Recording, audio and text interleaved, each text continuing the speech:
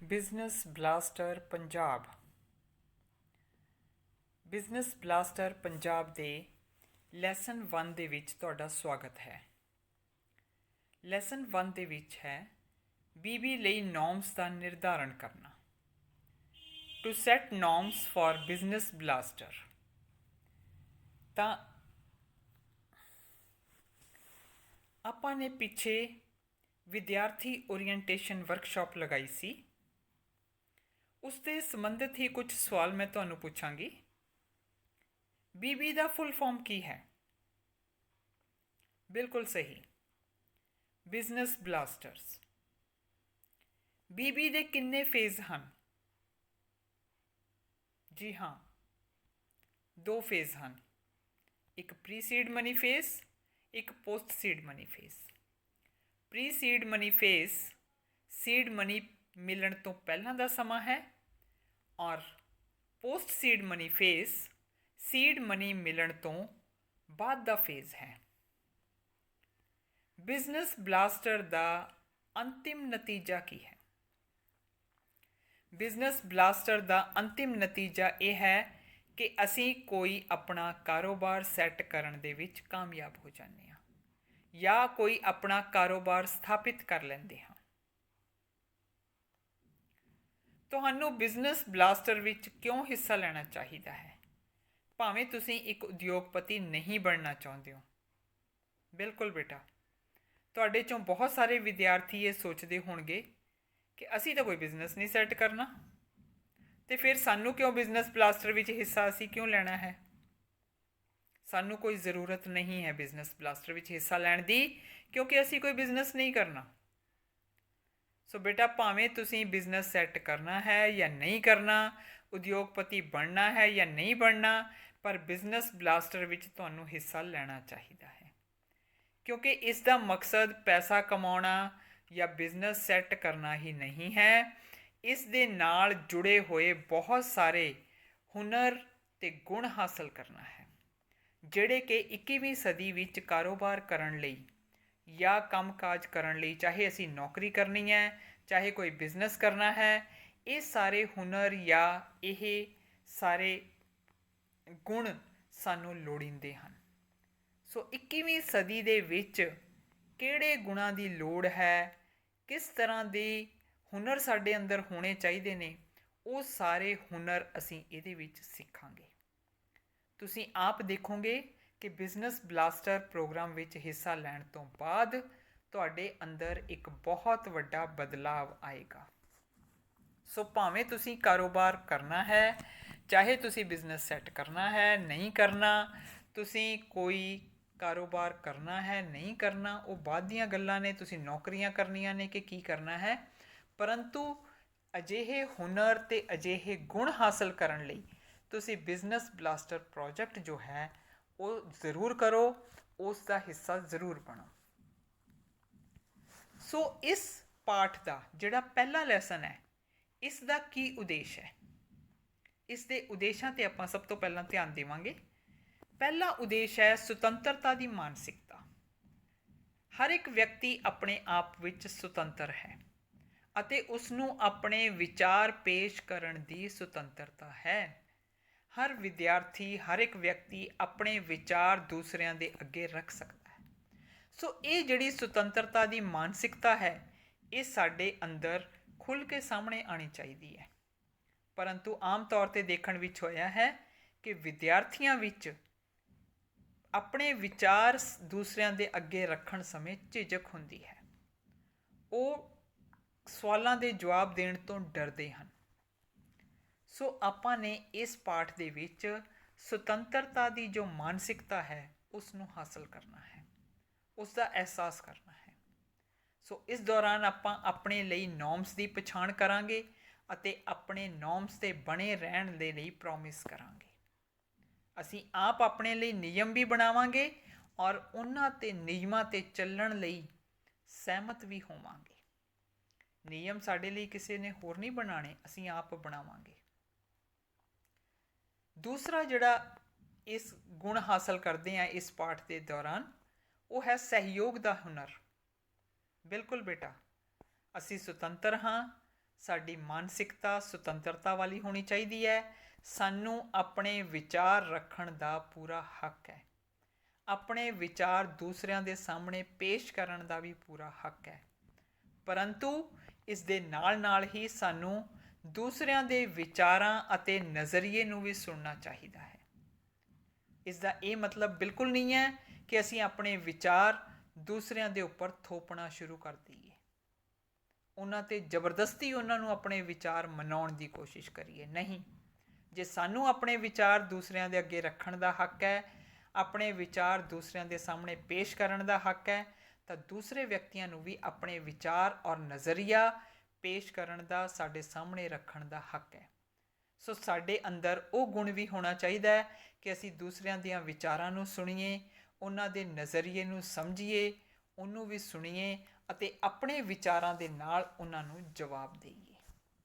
ਸੋ ਇਹ ਦੋ ਉਦੇਸ਼ ਲੈ ਕੇ ਆਪਾਂ ਇਸ ਪਾਠ ਦੇ ਵਿੱਚ ਚੱਲਦੇ ਹਾਂ। ਇੱਕ ਤਾਂ ਅਸੀਂ ਆਪਣੇ ਅੰਦਰ ਸੁਤੰਤਰਤਾ ਦੀ ਮਾਨਸਿਕਤਾ ਦਾ ਪੈਦਾ ਕਰਨੀ ਹੈ ਜਾਂ ਉਹਦਾ ਅਹਿਸਾਸ ਕਰਨਾ ਹੈ। ਦੂਸਰਾ ਜਿਹੜਾ ਹੈਗਾ, ਆਪਣੇ ਸਾਥੀਆਂ ਨਾਲ ਸਹਿਯੋਗ ਦੇਣਾ ਹੈ। ਇਹ ਹੁਨਰ ਜਾਂ ਇਹ ਗੁਣ ਵੀ ਆਪਣੇ ਅੰਦਰ ਹਾਸਲ ਕਰਨਾ ਹੈ। ਸੋ ਇਸ ਦੇ ਲਈ ਆਪਾਂ ਇੱਕ ਗਤੀਵਿਧੀ ਕਰਾਂਗੇ ਇਸ ਪਾਠ ਦੇ ਵਿੱਚ, ਠੀਕ ਹੈ। ਸੋ ਪਹਿਲਾਂ ਤਾਂ ਗਤੀਵਿਧੀ ਆਪਣੀ ਇਹੀ ਹੈ ਕਿ ਆਪਾਂ ਆਪਸ ਵਿੱਚ ਡਿਸਕਸ ਕਰਾਂਗੇ ਕਿ ਨਿਯਮਾਂ ਦਾ ਮਹੱਤਵ ਕੀ ਹੈ।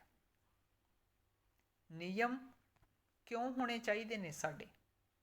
ਮੰਨ ਲਓ ਤੁਹਾਡੇ ਜੀਵਨ ਵਿੱਚ ਕੋਈ ਨਿਯਮ ਨਾ ਹੁੰਦਾ ਤਾਂ ਕੀ ਹੋਣਾ ਸੀਗਾ। ਆਪਾਂ ਸਕੂਲ ਵੀ ਆਉਂਦੇ ਹਾਂ, ਪੜ੍ਹਾਈ ਕਰਦੇ ਹਾਂ, ਤਾਂ ਉਸ ਦੌਰਾਨ ਵੀ ਕੁਝ ਨਿਯਮਾਂ ਦਾ ਪਾਲਣ ਕਰਦੇ ਹਾਂ। ਸਾਨੂੰ ਸਭ ਨੂੰ ਪਤਾ ਹੈਗਾ ਕਿ ਸਾਡਾ ਸਕੂਲ ਗਰਮੀਆਂ ਵਿੱਚ 8 ਵਜੇ ਲੱਗਣਾ ਹੈ ਅਤੇ ਅਸੀਂ 8 ਵਜੇ ਨੂੰ ਪਹੁੰਚਣਾ ਹੈਗਾ ਸਕੂਲ ਦੇ ਵਿੱਚ, ਔਰ ਸਰਦੀਆਂ ਦੇ ਵਿੱਚ 9 ਵਜੇ ਲੱਗਣਾ ਹੈ ਤਾਂ ਅਸੀਂ 9 ਵਜੇ ਪਹੁੰਚਣਾ ਹੈ। ਜੇ ਉਸ ਤੋਂ ਅਸੀਂ 10 ਮਿੰਟ ਵੀ ਬਾਅਦ ਵਿੱਚ ਆਉਂਦੇ ਹਾਂ ਤਾਂ ਅਸੀਂ ਲੇਟ ਹੁੰਦੇ ਹਾਂ, ਉਹ ਨਿਯਮਾਂ ਦੀ ਉਲੰਘਣਾ ਕਰਦੇ ਹਾਂ। ਫਿਰ ਉਸ ਤੋਂ ਬਾਅਦ ਸਾਨੂੰ ਪਤਾ ਹੈ ਕਿ ਸਕੂਲ ਆ ਕੇ ਅਸੀਂ ਨਾਲ ਦੀ ਨਾਲ ਅਸੈਂਬਲੀ ਦੇ ਵਿੱਚ ਇਕੱਠੇ ਹੋਣਾ ਹੈ, ਪ੍ਰਾਰਥਨਾ ਕਰਨੀ ਹੈ, ਪ੍ਰੇਅਰ ਕਰਨੀ ਹੈ, ਠੀਕ ਹੈ। ਸੋ ਇਹ ਨਿਯਮ ਜਿਹੜੇ ਹੈਗੇ ਨੇ, ਇਹ ਨਿਯਮ ਸਾਡੇ ਜੀਵਨ ਨੂੰ ਵਧੀਆ ਬਣਾਉਂਦੇ ਨੇ, ਸੁਖਾਲਾ ਬਣਾਉਂਦੇ ਨੇ। ਸਾਨੂੰ ਪਤਾ ਹੈ, ਸਾਨੂੰ ਆਲਰੇਡੀ ਇਸ ਗੱਲਾਂ ਦਾ ਪਤਾ ਹੈਗਾ ਕਿ ਅਸੀਂ ਸਕੂਲ ਵਿੱਚ ਆ ਕੇ ਕੀ ਕਰਨਾ ਹੈ। ਉਸ ਤੋਂ ਬਾਅਦ ਅਸੀਂ ਪਹਿਲਾ ਪੀਰੀਅਡ ਲਗਾਉਣਾ ਹੈ। ਪਹਿਲਾ ਪੀਰੀਅਡ ਕਿਹੜੇ ਸਬਜੈਕਟ ਦਾ ਹੈਗਾ, ਉਹਦਾ ਟਾਈਮ ਟੇਬਲ ਸਾਨੂੰ ਮਿਲਿਆ ਹੋਇਆ। ਸੋ ਅਸੀਂ ਸਕੂਲ ਵਿੱਚ ਜਿਵੇਂ ਪੜ੍ਹਾਈ ਕਰਨ ਦੇ ਆਪਣੇ ਨਿਯਮ ਬਣਾਏ ਹੋਏ ਨੇਗੇ, ਬਿਲਕੁਲ ਇਸੇ ਤਰ੍ਹਾਂ ਹੀ ਕੋਈ ਵੀ ਗਤੀਵਿਧੀ ਕਰੀਏ, ਕੋਈ ਵੀ ਪ੍ਰੋਜੈਕਟ ਕਰੀਏ, ਕੋਈ ਵੀ ਐਕਟੀਵਿਟੀ ਕਰੀਏ, ਉੱਥੇ ਨਿਯਮਾਂ ਦਾ ਬਹੁਤ ਵੱਡਾ ਮਹੱਤਵ ਹੈ। ਸੋ ਨਿਯਮਾਂ ਦਾ ਲਾਭ ਇਹੀ ਹੈ ਕਿ ਉਹਦੇ ਨਾਲ ਸਾਡਾ ਜੀਵਨ ਸੁਖਾਲਾ ਵੀ ਹੋ ਜਾਂਦਾ ਹੈ, ਸਾਨੂੰ ਇੱਕ ਦਿਸ਼ਾ ਮਿਲ ਜਾਂਦੀ ਹੈ। ਅਸੀਂ ਬੇਨਿਯਮੇ ਇੱਧਰ ਉੱਧਰ ਭਟਕਦੇ ਨਹੀਂ ਫਿਰਦੇ। ਸਾਨੂੰ ਪਤਾ ਹੁੰਦਾ ਹੈ ਅਸੀਂ ਕੀ ਕਰਨਾ ਹੈ, ਸਾਨੂੰ ਇੱਕ ਦਿਸ਼ਾ ਦਿਖਾਈ ਦਿੰਦੀ ਹੈ। ਸੋ ਸਾਨੂੰ ਜੋ ਇਸ ਪ੍ਰੋਜੈਕਟ ਦੇ ਨਾਲ ਦਿਸ਼ਾ ਨਿਰਦੇਸ਼ ਦਿੱਤੇ ਗਏ ਹਨ, ਉਹਨਾਂ ਨੂੰ ਅਸੀਂ ਮੰਨਣਾ ਹੈ ਅਤੇ ਆਪਣੇ ਵਿਚਾਰ ਸਾਂਝੇ ਕਰਨੇ ਹਨ। ਇਹ ਵੀ ਬਹੁਤ ਜ਼ਰੂਰੀ ਹੈ, ਕਿਉਂਕਿ ਕੋਈ ਵੀ ਕਾਰੋਬਾਰ ਅਸੀਂ ਕਰਨਾ ਹੈ ਤਾਂ ਉਸ ਦੇ ਨਾਲ ਜੁੜੇ ਹੋਏ ਕੁਝ ਦਿਸ਼ਾ ਨਿਰਦੇਸ਼ ਹੁੰਦੇ ਹਨ, ਉਹਨਾਂ ਨੂੰ ਮੰਨਣਾ ਬਹੁਤ ਜ਼ਰੂਰੀ ਹੈ। ਜਿਵੇਂ ਕਿ ਤੁਸੀਂ ਸਕੂਲ ਵਿੱਚ ਆਉਂਦੇ ਹੋ ਤਾਂ ਸਾਨੂੰ ਪਤਾ ਹੈ ਕਿ ਸਕੂਲ ਵਿੱਚ ਆਉਣ ਸਾਰ ਜਦੋਂ ਬੈਲ ਵੱਜਦੀ ਹੈ ਤਾਂ ਆਪਾਂ ਨੇ ਸਭ ਨੇ ਕਲਾਸਾਂ ਵਿੱਚ ਜਾਣਾ ਹੈ ਅਤੇ ਉੱਥੇ ਆਪਣੀ ਹਾਜ਼ਰੀ ਲਗਾਉਣੀ ਹੈ। ਸੋ ਇਹ ਦਿਸ਼ਾ ਨਿਰਦੇਸ਼ ਅਸੀਂ ਮੰਨਣਾ ਹੁੰਦਾ ਹੈ। ਜੇ ਸਾਡੇ ਵਿੱਚੋਂ ਕੁਝ ਵਿਦਿਆਰਥੀ ਬਾਹਰ ਹੀ ਘੁੰਮਦੇ ਰਹਿੰਦੇ ਹਨ ਤਾਂ ਅੰਡਰਸਟੂਡ ਹੈ ਕਿ ਸਭ ਦੀ ਹਾਜ਼ਰੀ ਨਹੀਂ ਲੱਗ ਸਕਦੀ ਉੱਥੇ ਕਲਾਸ ਦੇ ਵਿੱਚ। ਜਾਂ ਅਸੈਂਬਲੀ ਦੇ ਟਾਈਮ ਸਭ ਨੇ ਇਕੱਤਰ ਹੋਣਾ ਹੁੰਦਾ ਹੈ ਅਸੈਂਬਲੀ ਗਰਾਊਂਡ ਵਿੱਚ, ਜੇ ਅਸੀਂ ਸਾਰੇ ਉੱਥੇ ਇਕੱਤਰ ਨਹੀਂ ਹੁੰਦੇ ਤਾਂ ਕੀ ਹੋਏਗਾ, ਅਸੈਂਬਲੀ ਵੀ ਸਹੀ ਢੰਗ ਨਾਲ ਨਹੀਂ ਹੋ ਸਕੇਗੀ। ਸੋ ਇਸ ਕਰਕੇ ਦਿਸ਼ਾ ਨਿਰਦੇਸ਼ਾਂ ਨੂੰ ਮੰਨਣਾ ਜਿਹੜਾ ਹੈ ਬਹੁਤ ਹੀ ਮਹੱਤਵਪੂਰਨ ਹੁੰਦਾ ਹੈ। ਪਰੰਤੂ ਇਸ ਦਾ ਇਹ ਮਤਲਬ ਨਹੀਂ ਕਿ ਜੋ ਦਿਸ਼ਾ ਨਿਰਦੇਸ਼ ਸਾਨੂੰ ਦੇ ਦਿੱਤਾ ਗਿਆ ਅਸੀਂ ਬਲਾਈਂਡਲੀ ਉਸ ਨੂੰ ਮੰਨ ਲੈਣਾ। ਅਸੀਂ ਆਪਣੇ ਵਿਚਾਰ ਵੀ ਸਾਂਝੇ ਕਰ ਸਕਦੇ ਹਾਂ, ਅਸੀਂ ਆਪਣੇ ਵਿਚਾਰ ਰੱਖ ਸਕਦੇ ਹਾਂ, ਕੋਈ ਸੁਝਾਅ ਦੇ ਸਕਦੇ ਹਾਂ। ਉਸ ਦੇ ਵਿੱਚ ਥੋੜ੍ਹੇ ਬਹੁਤ ਬਦਲਾਵ ਲਿਆਉਣ ਲਈ ਅਸੀਂ ਆਪਣੇ ਸੁਝਾਅ ਦੂਸਰਿਆਂ ਦੇ ਅੱਗੇ ਪੇਸ਼ ਕਰ ਸਕਦੇ ਹਾਂ। ਸੋ ਇਸੇ ਤਰ੍ਹਾਂ ਸਾਨੂੰ ਜਦੋਂ ਬਿਜ਼ਨਸ ਬਲਾਸਟਰ ਦਾ ਪ੍ਰੋਜੈਕਟ ਕਰਨ ਚੱਲੇ ਹਾਂ, ਆਪਾਂ ਇਸ ਯਾਤਰਾ 'ਤੇ ਆਪਾਂ ਤੁਰੇ ਹਾਂ ਤਾਂ ਇਸ ਦੇ ਲਈ ਵੀ ਆਪਾਂ ਨੂੰ ਦੇਖਣਾ ਪਏਗਾ ਕਿ ਕਿਹੜੇ ਦਿਸ਼ਾ ਨਿਰਦੇਸ਼ ਹਨ ਜਿਹੜੇ ਮਹੱਤਵਪੂਰਨ ਹਨ। ਸੋ ਅਸੀਂ ਉਹਨਾਂ ਦਿਸ਼ਾ ਨਿਰਦੇਸ਼ਾਂ ਦਾ ਪਾਲਣ ਕਰਨਾ ਹੈ। ਸੋ ਇਹਨਾਂ ਦੇ ਬਾਰੇ ਆਪਾਂ ਸਭ ਤੋਂ ਪਹਿਲਾਂ ਚਰਚਾ ਕਰਾਂਗੇ ਕਿ ਕਿਹੜੇ ਨਿਯਮ ਜਿਹੜੇ ਹੈਗੇ ਨੇ ਸਾਨੂੰ ਬਣਾਉਣੇ ਚਾਹੀਦੇ ਨੇ ਆਪਣੇ ਲਈ, ਤਾਂ ਕਿ ਆਪਾਂ ਇਸ ਪ੍ਰੋਜੈਕਟ ਨੂੰ ਸਹੀ ਢੰਗ ਨਾਲ ਔਰ ਸੁਚਾਰੂ ਢੰਗ ਨਾਲ ਕਰ ਸਕੀਏ। ਸੋ ਕਿਹੜੇ ਦਿਸ਼ਾ ਨਿਰਦੇਸ਼ ਨੇ ਜਿਹੜੇ ਮਹੱਤਵਪੂਰਨ ਹਨ। ਸੋ ਇੱਥੇ ਤੁਸੀਂ ਇੱਕ ਲਿਸਟ ਦੇਖ ਰਹੇ ਹੋ ਜਿਹੜੀ ਕਿ ਮੈਂ ਤੁਹਾਨੂੰ ਦਿਖਾ ਰਹੀ ਹਾਂ। BB ਪ੍ਰੋਗਰਾਮ ਨਾਲ ਸੰਬੰਧਿਤ ਸਾਰੀਆਂ ਕਲਾਸਾਂ ਵਿੱਚ ਹਾਜ਼ਰ ਰਹੋ। ਸੋ ਜਿੰਨੀਆਂ ਵੀ ਇਸ ਪ੍ਰੋਜੈਕਟ ਦੀਆਂ ਕਲਾਸਿਸ ਲੱਗਦੀਆਂ ਨੇ, ਤੁਹਾਨੂੰ ਪਤਾ ਹੈ ਕਿ ਹਫਤੇ ਵਿੱਚ 3 ਕਲਾਸਾਂ ਲੱਗਦੀਆਂ ਨੇ, ਇੱਕ ਸੋਮਵਾਰ ਨੂੰ, ਇੱਕ ਬੁੱਧਵਾਰ ਨੂੰ ਅਤੇ ਇੱਕ ਸ਼ੁੱਕਰਵਾਰ ਨੂੰ। ਸੋ ਸਾਰੀਆਂ ਕਲਾਸਾਂ ਵਿੱਚ ਹਾਜ਼ਰ ਰਹਿਣਾ ਹੈ, ਕਿਉਂਕਿ ਜੇ ਅਸੀਂ ਕੋਈ ਕਲਾਸਾਂ ਮਿਸ ਕਰਦੇ ਹਾਂ ਤਾਂ ਅਸੀਂ ਇਸ ਪ੍ਰੋਜੈਕਟ ਦਾ ਕੋਈ ਮਹੱਤਵਪੂਰਨ ਹਿੱਸਾ ਜੋ ਹੈ ਉਹ ਮਿਸ ਕਰਾਂਗੇ। ਸੋ ਇਸ ਕਰਕੇ ਕੋਸ਼ਿਸ਼ ਅਸੀਂ ਕਰਨੀ ਹੈ ਕਿ ਛੁੱਟੀ ਨਹੀਂ ਕਰਨੀ, ਆਪਣੀ ਕਲਾਸ ਜਿਹੜੀ ਹੈਗੀ ਹੈ ਛੱਡਣੀ ਨਹੀਂ ਹੈ। ਬਿਜ਼ਨਸ ਬਲਾਸਟਰ ਨਾਲ ਸੰਬੰਧਿਤ ਜਿਹੜੀਆਂ ਵੀ ਕਲਾਸਾਂ ਹੁੰਦੀਆਂ ਨੇ ਉਹ ਸਾਰੀਆਂ ਦੇ ਵਿੱਚ ਤੁਸੀਂ ਹਾਜ਼ਰ ਰਹਿਣਾ ਹੈ। ਦੂਸਰੀ ਗੱਲ, ਤੁਸੀਂ ਸਮੇਂ ਦਾ ਪਾਬੰਦ ਰਹਿਣਾ ਹੈਗਾ। ਬਿਲਕੁਲ ਆਪਾਂ ਸਾਰਿਆਂ ਨੇ ਹੀ ਸਮੇਂ ਦਾ ਪਾਬੰਦ ਰਹਿਣਾ ਹੈਗਾ। ਜੇ ਅਸੀਂ ਸਮੇਂ ਦੇ ਉੱਪਰ ਕਲਾਸ ਦੇ ਵਿੱਚ ਨਹੀਂ ਆਵਾਂਗੇ, ਸਮੇਂ 'ਤੇ ਕਲਾਸ ਵਿੱਚ ਹਾਜ਼ਰ ਨਹੀਂ ਹੋਵਾਂਗੇ, ਤਾਂ ਵੀ ਅਸੀਂ ਕਲਾਸ ਦਾ ਬਹੁਤ ਸਾਰਾ ਹਿੱਸਾ ਜੋ ਹੈ ਮਿਸ ਕਰਾਂਗੇ। ਤੀਸਰਾ ਨਿਯਮ ਆਪਾਂ ਹੈ ਕਿ ਦੂਸਰਿਆਂ ਦੇ ਨਾਲ ਸਹਿਯੋਗ ਕਰਨਾ ਹੈ। ਸਾਡੇ ਸਾਥੀਆਂ ਦੇ ਨਾਲ ਜੇ ਅਸੀਂ ਸਹਿਯੋਗ ਨਹੀਂ ਕਰਾਂਗੇ ਤਾਂ ਵੀ ਅਸੀਂ ਬਹੁਤ ਕੁਝ ਜੋ ਹੈ ਮਿਸ ਕਰਾਂਗੇ। ਅਸੀਂ ਆਪਣੇ ਕੰਮ ਜੋ ਹੈ ਨਹੀਂ ਸਹੀ ਤਰੀਕੇ ਨਾਲ ਕਰ ਸਕਾਂਗੇ। ਸੋ ਸਾਥੀਆਂ ਦੇ ਨਾਲ ਅਸੀਂ ਸਹਿਯੋਗ ਕਰਨਾ ਹੈ, ਉਹਨਾਂ ਦਾ ਸਹਿਯੋਗ ਲੈਣਾ ਵੀ ਹੈ, ਉਹਨਾਂ ਨੂੰ ਸਹਿਯੋਗ ਦੇਣਾ ਵੀ ਹੈ, ਉਹਨਾਂ ਨੂੰ ਫੀਡਬੈਕ ਵੀ ਦੇਣੀ ਹੈ, ਉਹਨਾਂ ਤੋਂ ਫੀਡਬੈਕ ਲੈਣੀ ਵੀ ਹੈ ਕਿ ਉਹਨਾਂ ਨੂੰ ਸਾਡੇ ਬਾਰੇ ਕੀ ਮਹਿਸੂਸ ਹੋਇਆ, ਸਾਨੂੰ ਉਹਨਾਂ ਦੇ ਬਾਰੇ ਕੀ ਮਹਿਸੂਸ ਹੁੰਦਾ ਹੈ। ਖੁੱਲ੍ਹ ਕੇ ਅਸੀਂ ਆਪਣੀ ਫੀਡਬੈਕ ਵੀ ਦੇਣੀ ਹੈ। ਉਹਨਾਂ ਜਿੱਥੇ ਕਿਤੇ ਸਾਨੂੰ ਲੋੜ ਪਊਗੀ ਉਹਨਾਂ ਦਾ ਸਹਿਯੋਗ ਲੈਣਾ ਵੀ ਹੈ, ਕਿਉਂਕਿ ਹਰ ਇੱਕ ਗੁਣ ਹਰ ਵਿਅਕਤੀ ਦੇ ਵਿੱਚ ਨਹੀਂ ਹੁੰਦਾ। ਜਿੱਥੇ ਸਾਨੂੰ ਉਹਨਾਂ ਦੀ ਲੋੜ ਹੈ, ਸਮੇਂ-ਸਮੇਂ 'ਤੇ ਸਾਨੂੰ ਅਸੀਂ ਸਾਰੇ ਇੱਕ ਦੂਜੇ ਦੇ ਉੱਪਰ ਨਿਰਭਰ ਹੁੰਦੇ ਹਾਂ ਆਪਣੇ ਸਾਰੇ ਕੰਮਾਂ ਲਈ। ਕੋਈ ਵੀ ਵਿਅਕਤੀ ਐਸਾ ਨਹੀਂ ਹੈ ਦੁਨੀਆ ਦੇ ਵਿੱਚ ਜੋ ਆਪਣੇ ਸਾਰੇ ਕੰਮ ਆਪ ਕਰ ਸਕਦਾ ਹੋਵੇ, ਉਹਨੂੰ ਦੂਸਰਿਆਂ ਦੇ ਉੱਪਰ ਨਿਰਭਰ ਹੋਣਾ ਪੈਂਦਾ ਹੈ। ਸੋ ਇੱਥੇ ਵੀ ਆਪਾਂ ਇਸ ਪ੍ਰੋਜੈਕਟ ਲਈ ਵੀ ਇੱਕ ਦੂਜੇ ਦੇ ਉੱਪਰ ਨਿਰਭਰ ਹਾਂ। ਸੋ ਆਪਾਂ ਨੇ ਇੱਕ ਦੂਸਰੇ ਦਾ ਸਹਿਯੋਗ ਲੈਣਾ ਹੈਗਾ।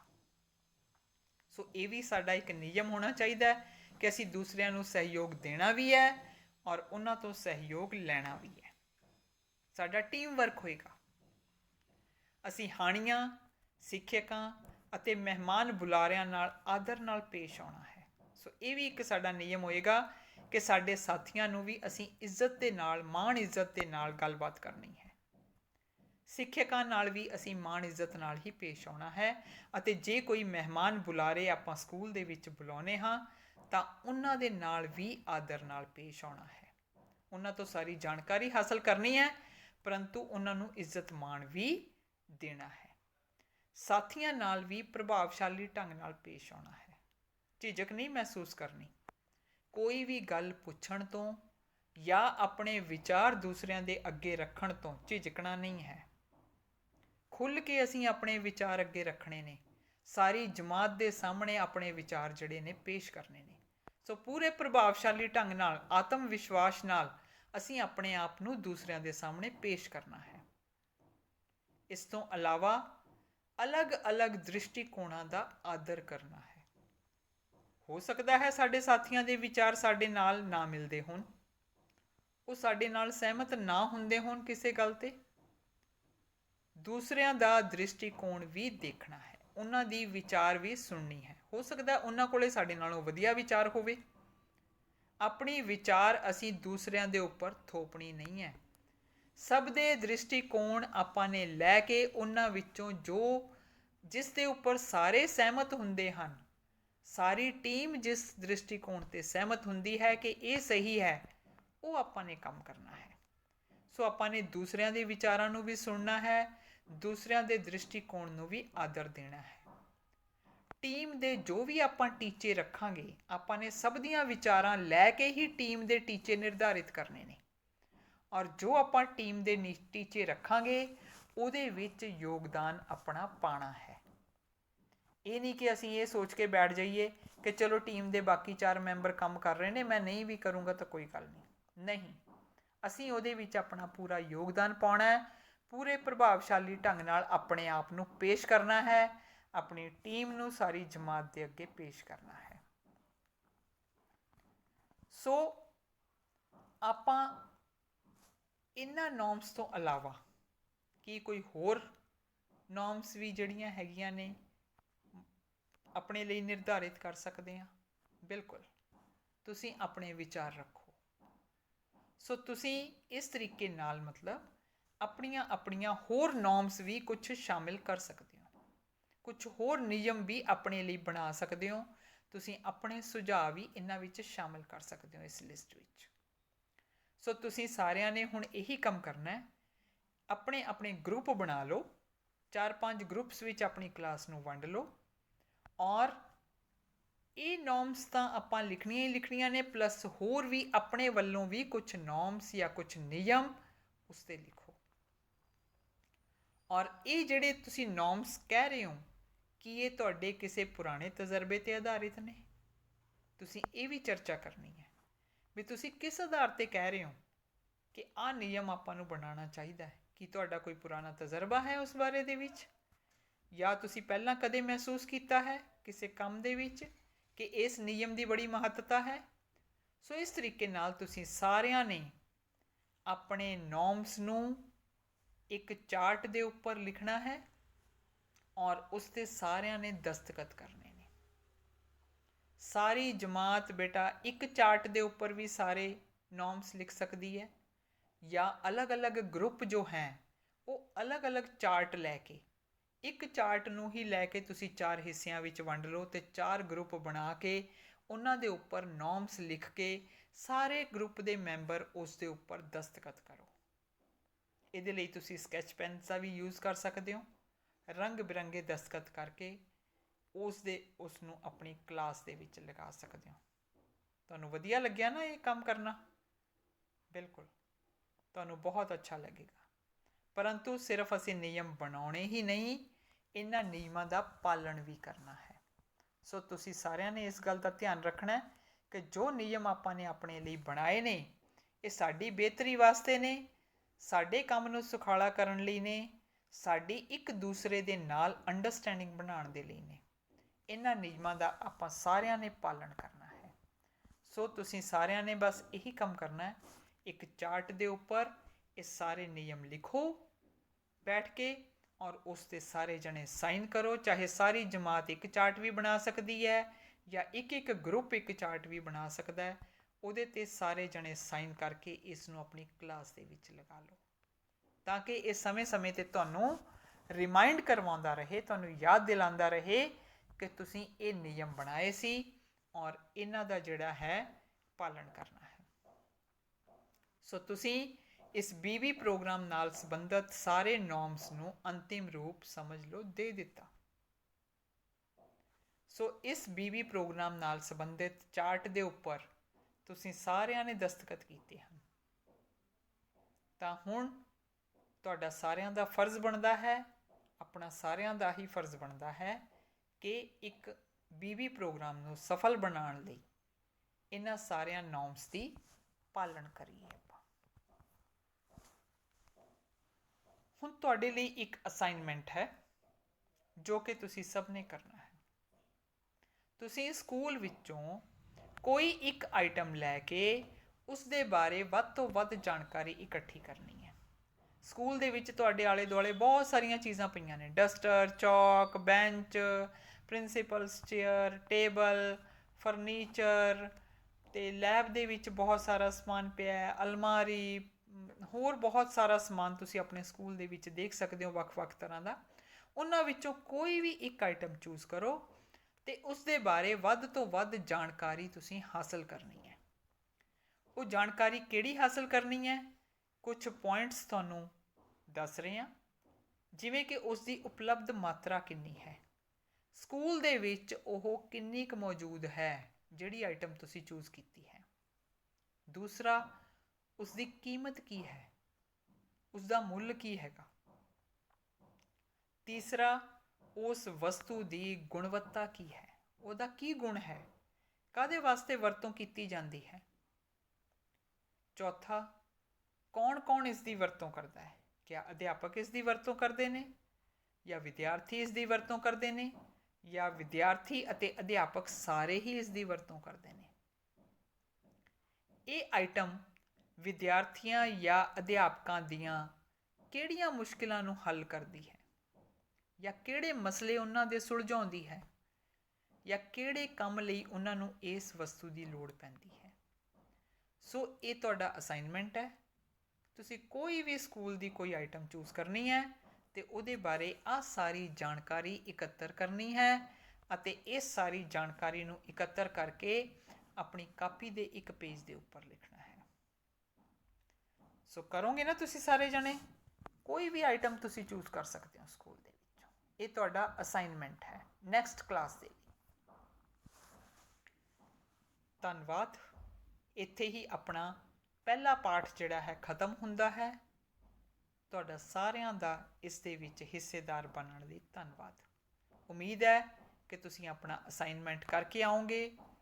ਆਪਾਂ BB ਦੇ ਪਾਠ 2 ਵਿੱਚ ਦੁਬਾਰਾ ਮਿਲਦੇ ਹਾਂ। ਧੰਨਵਾਦ। Thank you.